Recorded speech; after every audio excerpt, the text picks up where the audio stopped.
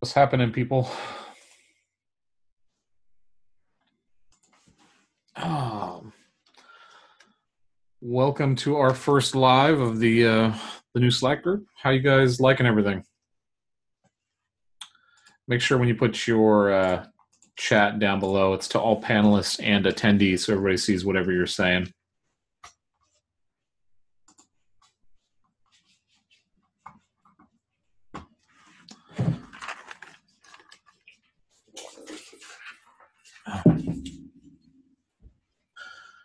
What's going on, people? This could be interesting too. I only have my webinar set for 100 people, so we might fill this thing up. I'm not sure how many people are actually on right now. Guys, out.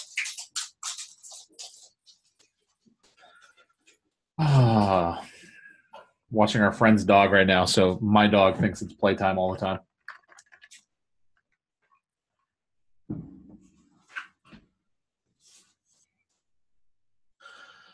What's going on, Fernando? Glad you're in here with us, man. Are you still doing the videos on like the heat print and heat press and sublimation stuff?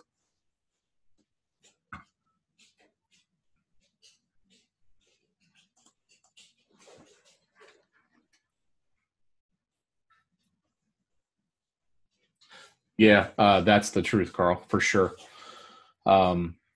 Yeah, that's the goal. Like, I just want it to be a bunch of like-minded people, right? Like, we're all kind of competing in a way, but really, I don't think of it as competition. Like, there's so much opportunity in all of the different avenues that we can take this stuff, that there's no reason for us not to like be open and help each other. And by helping each other, like literally, like doing that, you learn so much by helping other people. It improves your business. One second, I'm gonna shut this door.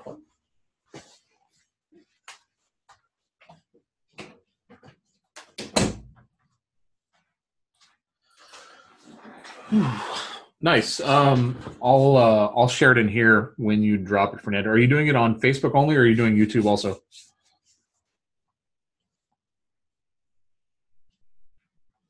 Nice. We'll drop the YouTube link in here. We should definitely start a channel about printing. If anybody's interested in doing, what you're doing, or actually doing DTG or whatever. A lot to learn. Okay.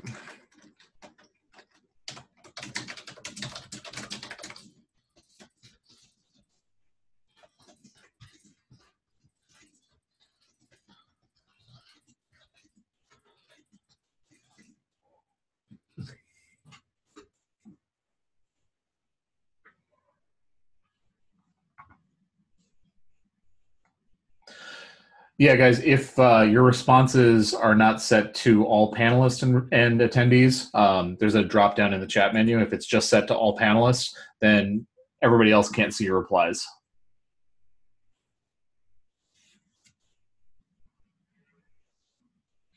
Which is probably why you guys can't see Fernando's replies or Carl's, because they're set to all panelists. Like I can see on my side.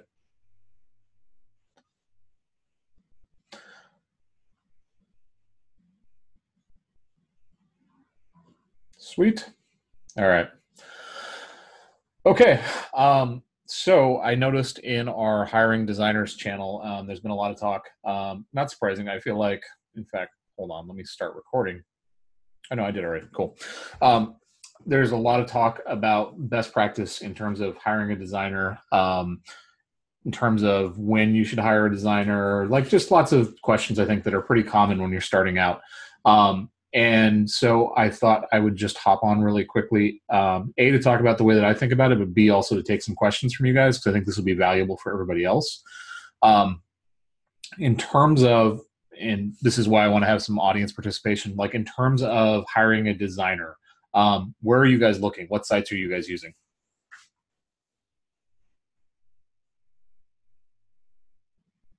Online jobs, Upwork. I'm assuming that's Behance, not Behance. I'm lazy DP. Looking at Fiverr. Okay. So share my screen really quickly. I haven't hired anyone yet. What's up, Stephanie? Word of mouth, Fiverr bloggers. Okay.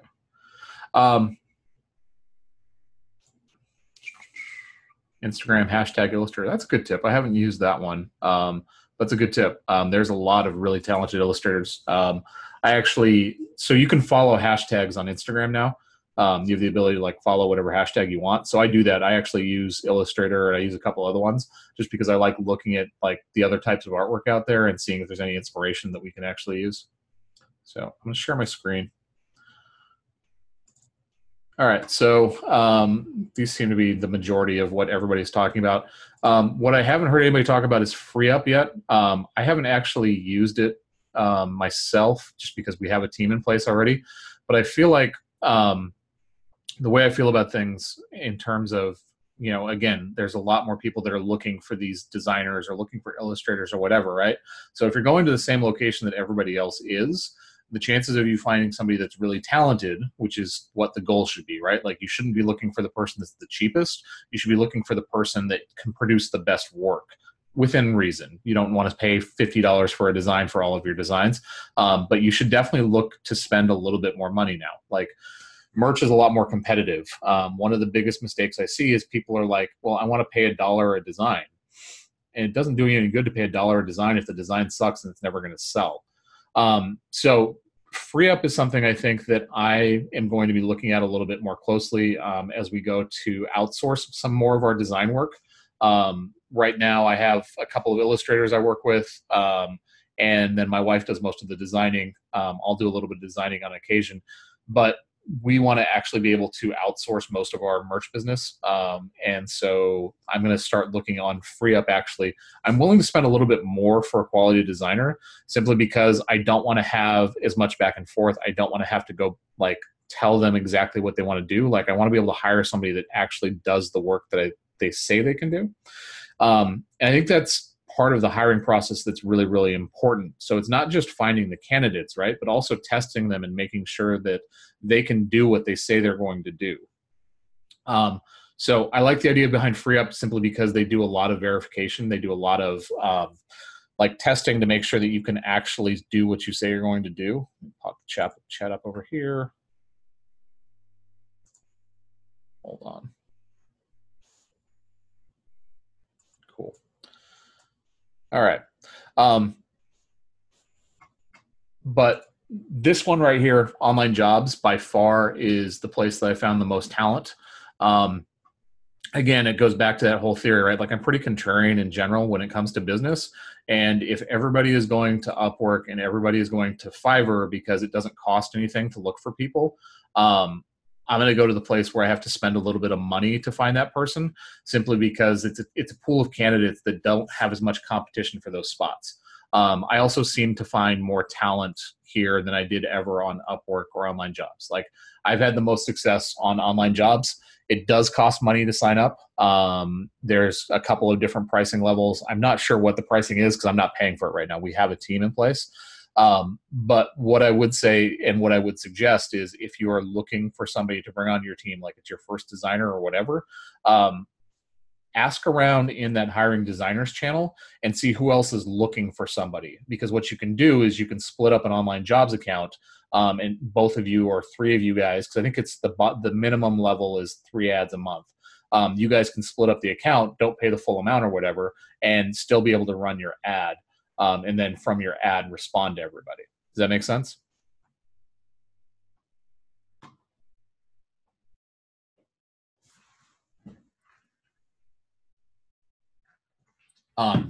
This is what we did when we first started out. When we were looking for our first illustrator, we split it with somebody else just because, like, why not? Like, we didn't need to run 3 ads. I was looking for one specific person. What I should have done, I didn't have a whole lot of time. I ran short on time today. What I should have done is I should have pulled up my ad copy. I'll do that after this, and I will post it in the hiring designers. Because I think that there's an art to actually hiring somebody and making sure that, you know, whether it's on Upwork or Fiverr or whatever, making sure that they actually can do the job. one of the things that I like to do in my actual ad copy is I don't make it super long. I want them to read it, but I'm very specific about what I'm asking for. And then what I also do is I like to put a test within the ad copy. So I'll put in a phrase or a word that they have to respond with in the subject line of their response. And it's a really easy way to go through and figure out who can follow directions, right? Because if they don't put that word, so if they don't put the word like, I don't know, whatever, firehouse in the subject line, then you know that they haven't read your ad. And if they haven't done that, like this isn't somebody that you want to work with, somebody that can follow instructions. So we always test that way. The other thing that we do is on specifically to online jobs, when you're placing an ad, let's go to post a job. So when you go to post a job on online jobs, you have your job title. You should be very specific with this. Say exactly what you're looking for. Job description here is whatever your ad copy is. So wage salary, we put negotiable because I'm willing to pay more for somebody that has more experience, that does a better job. And I'm willing to pay more for certain things. So I'm going to pay more for an illustrator than I am for a designer. So a designer is somebody that's taking artwork or taking fonts and putting those things into a design for us, whereas an illustrator is creating original artwork. So I'm willing to pay more for the person that's doing something that's totally original. And I negotiate with all of my employees based on whatever their skill level is. So here, this ID proof on online jobs, what this is basically in a nutshell, like they do their own checking to make sure that these people are legit. It's a good thing. However, what I find is when you set the ID proof to a really high number here, like to 70, for example, it weeds out a ton of your candidates. So you just don't get as many responses. So I actually set the ID proof to like 40 or so. Even if I'm not getting enough candidates, I'll set it to lower than that, with the understanding that like once I get in all of these different people responding to me, that I'm going to go through and I'm going to actually test their ability to produce what they say they're going to produce. So whether that's a design or whether that's an illustration. In the case of like illustrations, what I'll do is I'll go into Pinterest and I'll find 3 or 4 different characters that I want to see them draw, right? And give them very specific instructions. Whenever you're hiring a designer, whenever you're working with a creative, the worst thing that you can do starting out is just say, give me this. Like you have to have very detailed instructions in terms of what you're looking for. So styles, colors, font styles, know what you want to get and give them that information. Do me a favor, guys. If there's a question or anything else, because I'm watching the chat right now too, I want to make sure that like everybody's getting this. If you want clarification, whatever, like pop something into the chat. But if that all makes sense, let me know. So again, I set the ID proof to less than this. I set the ID proof. Generally, it's like, I believe 35 is what I was using the last time I did this, because I want to get as many applicants in as possible. I want as wide a net as possible. And then I'm going to go through and I'm going to actually, depending on what their designs are, depending on what their portfolio is, because they're going to send you a link to their portfolio, a link of their work. I'm going to go through and weed out the ones that I want to actually work with. So what happens on online jobs is you post your ad, and then you get, through their messaging system, you get just tons of stuff. And if your ad is written well, like you're going to get in the first day, you'll get like 50 or 60 respondents to whatever your ad is. And typically it's going to look something like this. You'll see their information here, they're responding to our ad, and then you're going to see a bunch of different responses. Some will respond with what their portfolio looks like, some will respond with like just one sentence. And what I like to do is I take all of these different responses, I get a copy of all of these responses into my email inbox, and I literally create a spreadsheet and go through it with my wife or with somebody else and go through all of their different portfolios and rank them on a scale of 1 to whatever, right? So the top overall response, the guy whose portfolio is the most amazing, that gets put at number 1. And then we just go through and we sort it all out and put them all in order. And so this way, it's an easy way for you to figure out who like the top 5 to 7 responses are. And those are the people that I actually want to do a test to see what kind of work they produce.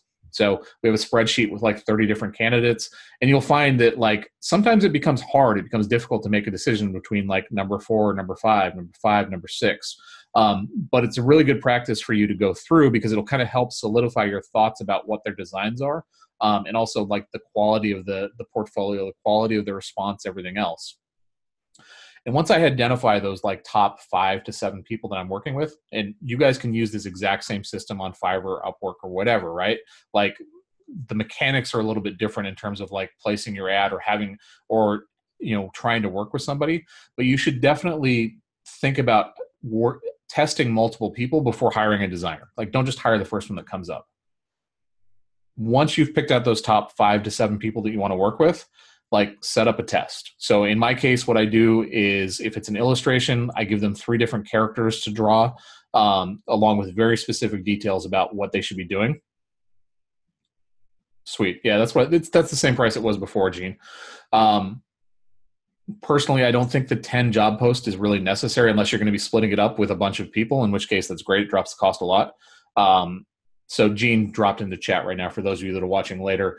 Online job costs $69 for 3 job posts a month or $99 for 10 job posts.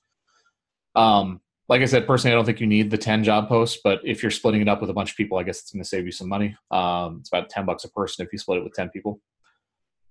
Anyways, back to my original thoughts.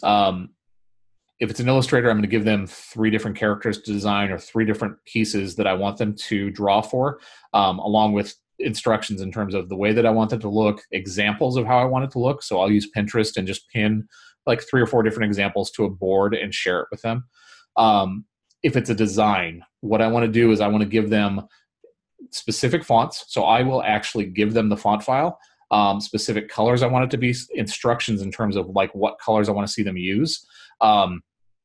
And then also the instructions too, that like the artwork that they use has to be commercially, God damn it. Like I'm tripping over my own thoughts, has to be okay for commercial use. So whatever artwork that they use in the design, because again, I don't want them ripping stuff from other people, because this will happen, guys. Like your designers are going to cut corners whenever possible if you don't call them out on it.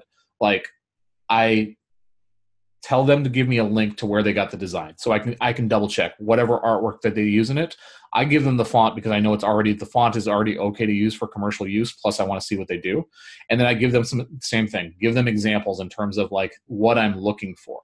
I don't give them as much instruction when I'm looking for a design versus an illustration, because I want to see what their creativity is. I want to see what they can actually do. My instruction is, though, I want to see your best work. I want you to treat this as if this was absolutely the best thing that you could possibly design. So I don't want you to rush through this test. I don't need these designs back tomorrow. Like, get them back to me within a set amount of time. The other thing I do is I always pay for these designs. So I know some people are like, they don't like doing this. I find that I get a lot better response from my ads, first of all. Second of all, I get a lot better quality from those actual illustrators and designers. If they know they're going to get paid for their work, like they actually put some time and effort into it, and it also builds trust with them. Because the worst thing that can happen for you, especially if you're paying, same thing, 3 designs. So S. Dion is asking how many designs you test them with. I test them with 3. It's just a normal, easy number, and they're all different. I want to make sure they're not all within the same niche. So I want to see what they can actually do. You're trying to create a relationship with this person that you're hiring that you are never probably going to see outside of like video calls on Skype, right? And what happens a lot, especially because there's a lot of people that are doing merch or doing all of this other print on demand stuff, is a lot of these people have been burned by other people that they work for. So like they haven't been paid, et cetera. Like a number of the people that I've worked with, that was like their number one concern. It's like, they hired me, they only had like, 3 days worth of work, and then they just let me go, or I never heard back from them, or they never paid me. So one of the most important things you can do with your designers, and it's going to make a massive difference in your business, is really drive home to them that like this is a long-term opportunity. Like if you do a great job and you are really successful, I'm going to give you the opportunity not only to have a job for a long time, I'm going to give you the opportunities to make some extra money, because I will pay bonuses based on performance. I will give you the opportunity to actually make more money over time, because the better your designs are, it's going to be worth it for me to pay you more money per design. I believe personally, Oh yeah, it's always before. So Fernando's asking, do you set the price before the test? I had some charge me an outrageous price after the test. Always, always, always, always. You determine what you're going to pay. So like I always start off like with designs. I pay a little bit less. So designs, it's typically $4 a design. For illustrations, I believe the last time we did it was 5.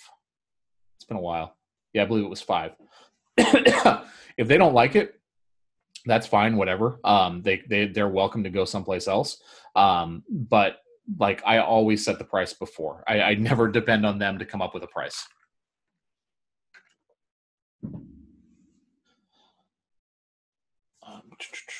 Let me stop sharing really quickly.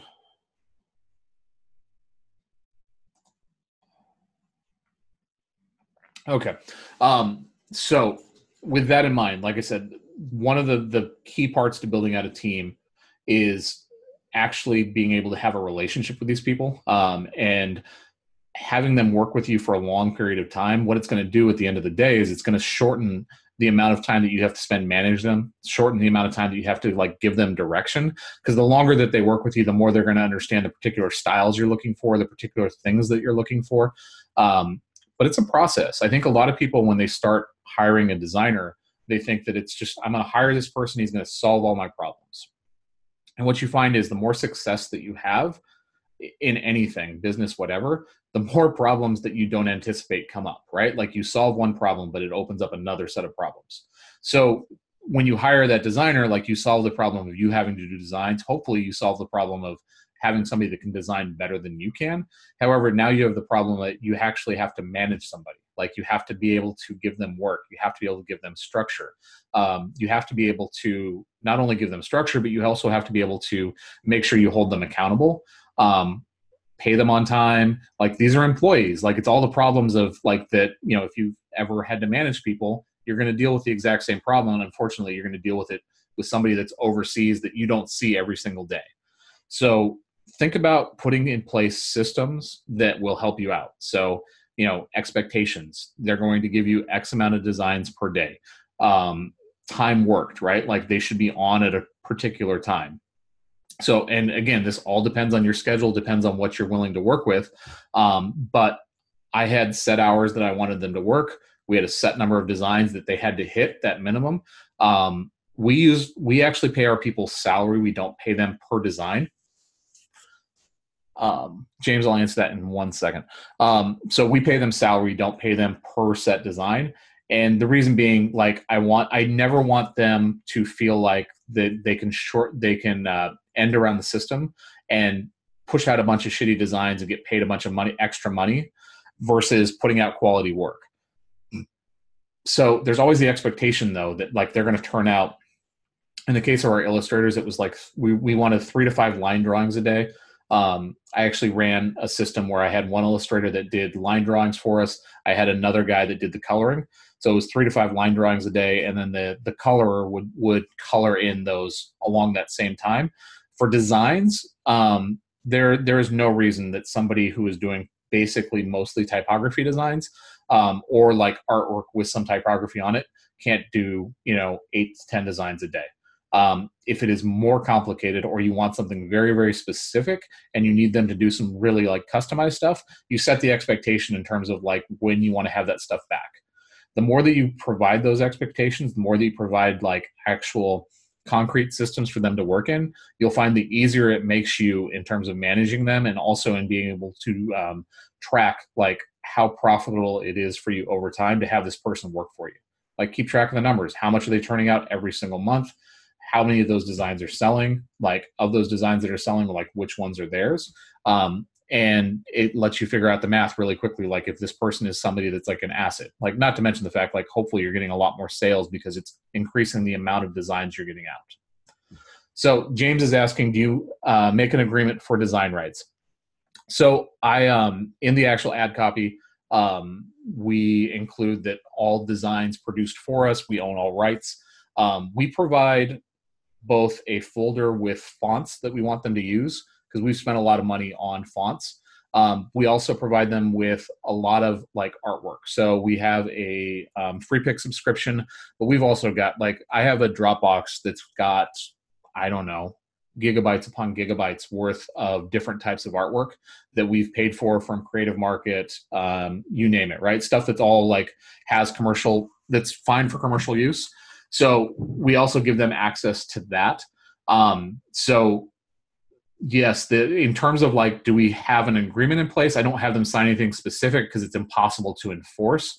But the expectation is like we own the rights to everything, James.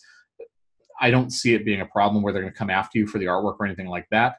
I'd worry more about somebody that like you fired, maybe taking the design they made for you and using somewhere else. But provided that you've posted them first, like you have copyright on all that stuff. Does that make sense? All right. So I've done enough talking. What questions do you guys have?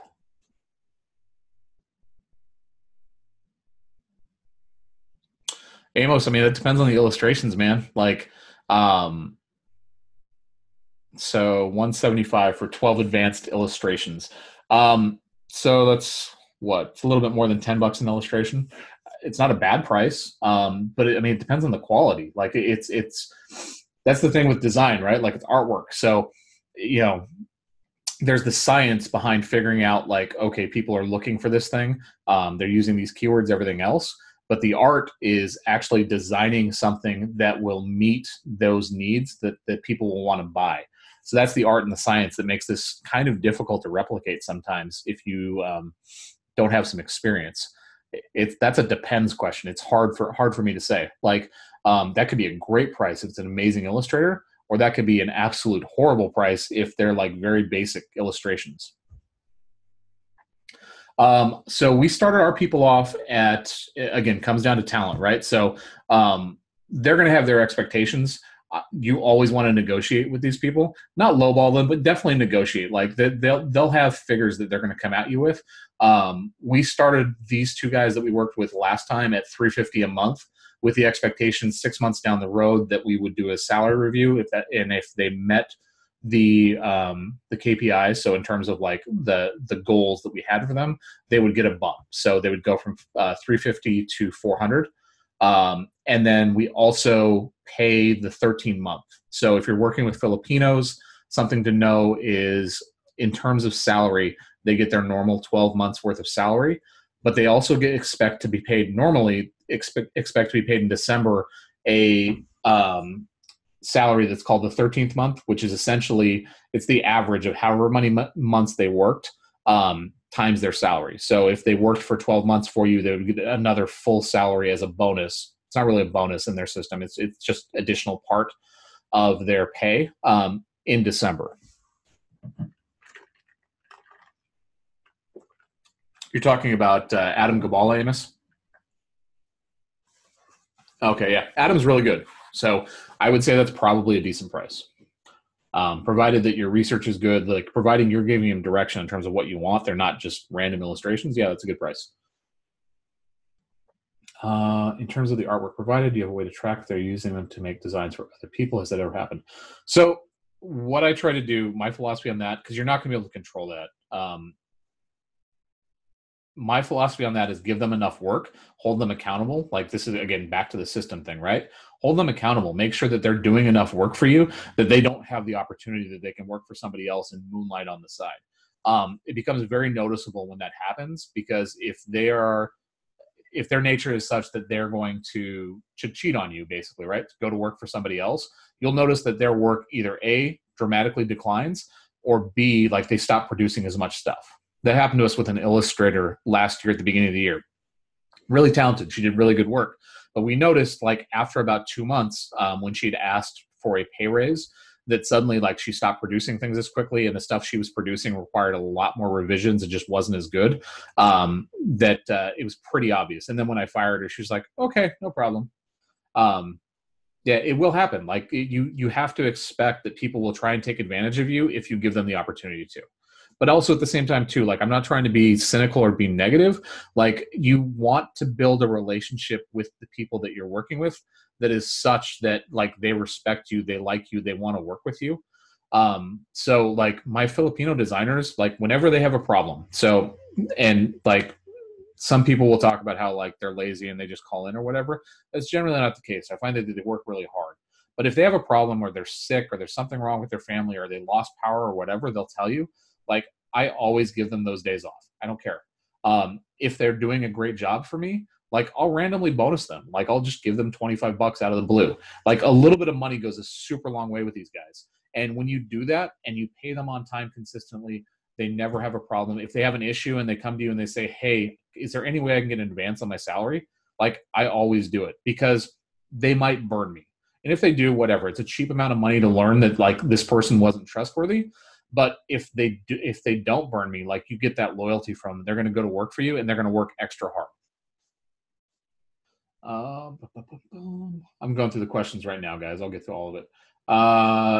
Brian, so typically we hire Filipino designers, mostly because like their English skills are very good. Most of them speak English over there, and then the rate is generally pretty reasonable for the talent that they have. I know that some people have had success with people from South America, Venezuela, Mexico. Sometimes then English is a barrier, but if you speak Spanish, then it's not. And then also, I know that Young has actually had a lot of success with the illustrator that he hired, who's a college student. He's paying him, I think he said it's somewhere in the neighborhood of like $30 an illustration, which for really good stuff, with this, which this isn't like unreasonable. So typically Filipinos though. How many VAs do you have? So right now we have 3. I have an admin who does just a variety of stuff for us. She was just kind of a Swiss Army knife for us. She's worked for us for the last 2 years. And then we have the 2 illustrators, one that does line drawings and one that does coloring. And then Steve.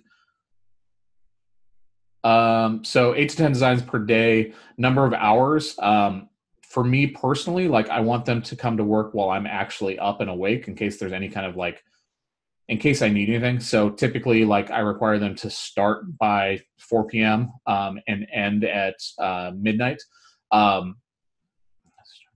Miss the start. So what do you give to get those 8 to 10? So in terms of those designs, right? Like we have a system in place where you've seen some of it, like if you looked at the research sheet. However, what I'm going to do is based on that research sheet is we're going to split everything off by niche. And from those niches, then I'm going to have some of it you guys have seen, like the mood boards I've created, but like I do that for whatever niche that we're designing for. So when we design, like we design strictly by niche, because what I want to do is I want to have certain themes, colors, fonts, etc., that we're using a lot. And I want them to be focused on that. I don't want them jumping around all over the place. So what we'll do is we'll have a list of particular themes. Maybe there's an idea and I want to make sure that like we do all of the family shirts within that niche or whatever. And then there's just a list that they go down off of and they hit. I also give them the instructions too, like they've worked for us for a long time, is like, if you have a particular idea about this that isn't on the design list, like include it. I want you to be creative. I want you to put it in there. Sometimes you'll get stuff that you don't expect that works really well. I hope that answers the question. Basically, like over communicate starting out with your designers. Over time, what'll end up happening is they'll start to understand your design styles. Where is it? It's if you go to the research, channel in Slack. It's pinned to the top. Just go click on the little pin at the top, and I believe it's like the 3rd thing down. Nice. Okay. So I'm having our designers work on totally different stuff than Father's Day. Yeah, it's a lot of evergreen and some other stuff because we're doing a lot of work to prepare for our Shopify launch. So it's kind of all over the place.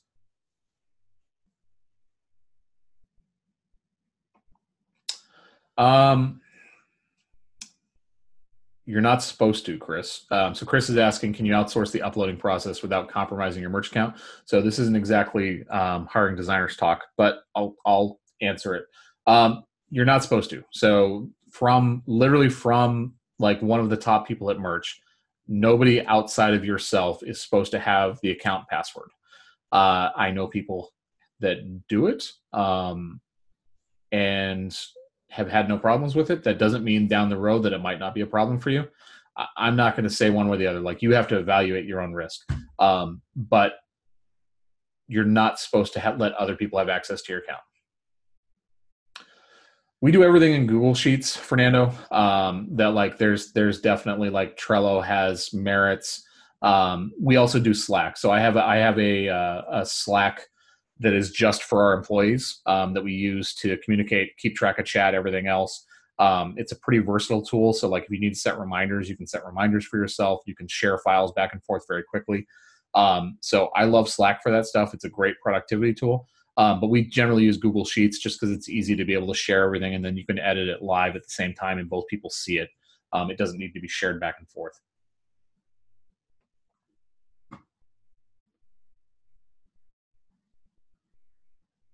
All right. Any more questions? Yeah. So I use screenmeter.com, Steve. It's relatively cheap. It works. And you actually have the ability to take screenshots of their desktops while they're working. So you can see if they're like playing video games, for example, or just not at their computer at all. Like I said, they're on a salary. So like I expect them to show up and be working when they're supposed to be working. So I like ScreenMeter. I know there's some other competitors out there, but that's what I've used for years.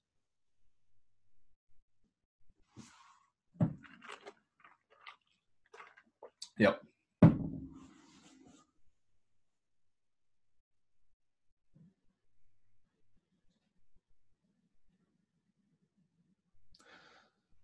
Okay. So NTA is asking, I'm designer and I do all my design research and upload. 2, it is so hard. And right now I'm taking more time. Amazon's my part-time. Everyone wants to know how you can manage timing, research, design, and upload. You just find time, man. Like the more that you do it, the better that you become at it. It's about, like, not a great example today because I didn't manage my time very well today. I had a lot of shit going on, but like that planner normally, like by the end of the day, is completely and totally full, whether it's stuff that I need to follow up with on the next day, stuff that I already have planned out, etc. Like, manage your time, like literally block things out and have set times for what you're going to do. But the other part of it is too, like, if you are the designer, okay, the research portion of it isn't that difficult if you are managing your time. Like, it's not. I know people struggle with this. Like, I can get research done for the entire week in probably less than 2 hours. It's not that hard. It's just about having a system in place, knowing how to use the tools that you have to find the things that you want to have. Now, if you want to go really in deep, like if you want to understand a niche very well, so you can like maybe do some stuff that's very specific to it, it might take a little bit longer. But at least finding the beginning portions of your research and finding out what you should be designing for does not take that long. Uploading's a bitch. I understand it. Like, it sucks. But I think that people get too wrapped up in the idea that they need to upload 100 shirts a day. Like, I think if you're doing merch in 2019 and you're not designing to make really good, high quality designs, like, you're failing. Like, you're not going to sell very many things. You need to design like the top stuff. And if you don't have the ability to do that, then you need to figure out how to hire somebody that can do that for you. So, do we have any more questions about hiring a designer? Because that's the last question I'm going to ask that's kind of off topic right now.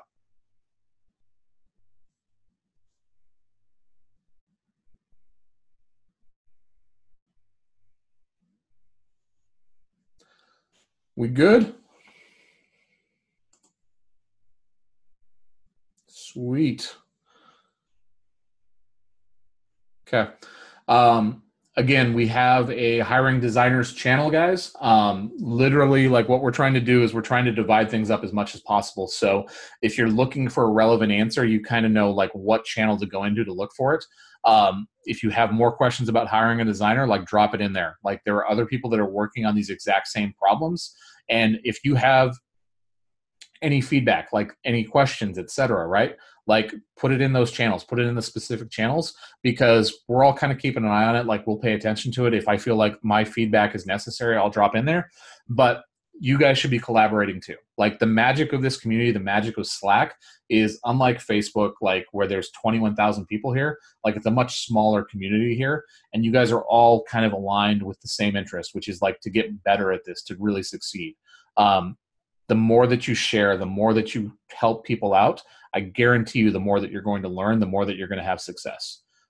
So put yourself out there. Like if you have a question, ask. Don't be afraid. I guarantee you one way or the other, we will find the answer for you. And I guarantee you have nothing to be embarrassed about with any question you have. If anybody is an asshole to you in this thing, I will remove them. Like literally, I have a zero tolerance policy. Like nobody, there is not going to be any negativity in this whole situation. There's just no need for it. Like we should all be here for a reason to succeed. So make sure you're using the channels, make sure that you're asking questions, and make sure you're interacting. Like if you have feedback, if you have an idea, share it. There's a chance that like that could really help you down the road when somebody else has an idea and they share it back with you. So thank you guys. I just want to say I appreciate the shit out of all you. Like I'm really enjoying this. Like this reminds me a lot of when we first started Merch by Amazon Masterminds, where it was a much smaller community. We had a lot of feedback back and forth. Like this is how you really get growth. So I just want to say that, yeah, I appreciate all you guys for being here with us. And I just can't wait to see as you guys start to have success and start to really take off. Thanks, guys.